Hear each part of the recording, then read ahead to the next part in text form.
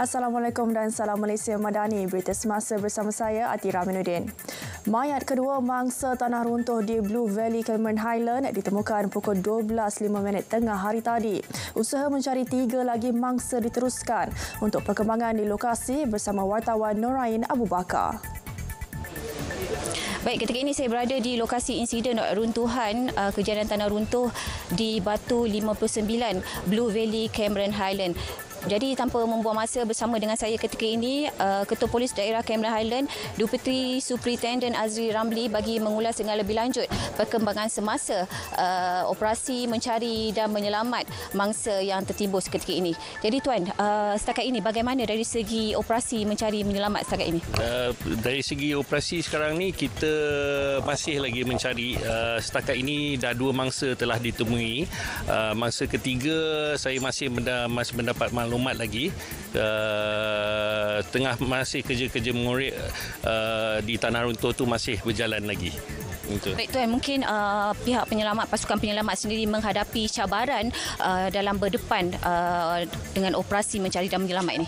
Betul, cabaran tu sebab ke lokasi tanah runtuh tu mempunyai 3 tanah runtuh lagi sebelum ni. Jadi kerja-kerja untuk menggunakan jentera berat masih menghadapi halangan nak sampai ke tempat lokasi tersebut. Sekarang ni semua kerja-kerja menyelamat menggunakan manual sekarang lagi. Baik Tuan, kalau diikutkan kita lihat kepada keadaan cuaca ketika ini agak tidak menentu. Jadi bagaimana dengan operasi seterusnya? Adakah akan diteruskan ataupun sebaliknya? Buat setakat ini masih diteruskan daripada bomber dan juga polis dan juga APM. Kita akan masih meneruskan kecuali kalau hujan lebat yang sangat mungkin kita akan berhentikan, bergantung kepada pergerakan tanah juga. Baik, terima kasih Tuan. Baik, bersama dengan saya ketika ini juga penolong pengarah operasi Jabatan Bomber dan Penyelamat Malaysia Pahang iaitu Tuan Ismail Abdul Ghani. Baik Tuan, boleh Tuan huraikan sedikit mayat mangsa kedua-dua mangsa yang telah ditemui ini. Ditemui bagaimana?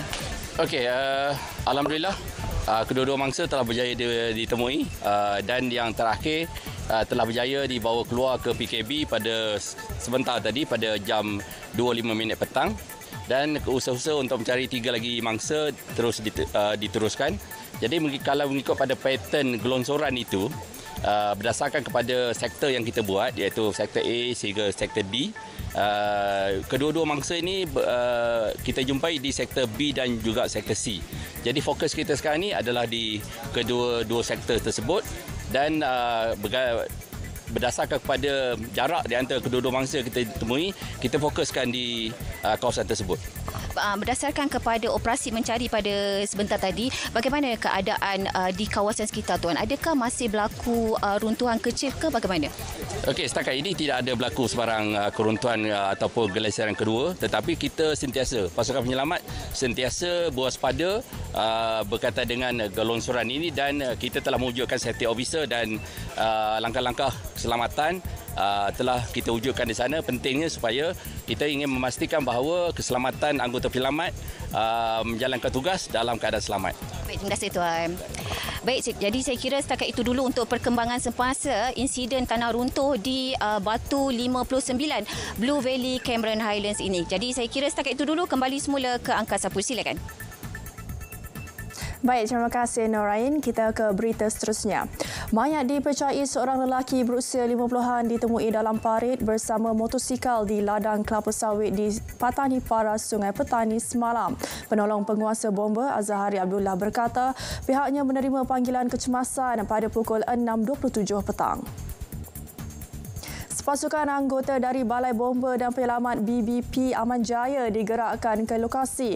Operasi mengeluarkan mayat agak sukar memandangkan hujan lebat yang menyebabkan mangsa hanyut dalam arus deras. Pencarian diteruskan dan rangka serta serpihan tulang dipercayai milik mangsa ditemukan semula pukul 10.12 malam. Mayat diserahkan kepada polis untuk tindakan lanjut. Sekian semasa 3 dari Sungai ke Segara, Palestin pasti merdeka. Malaysia Madani, tekad perpaduan penuhi harapan.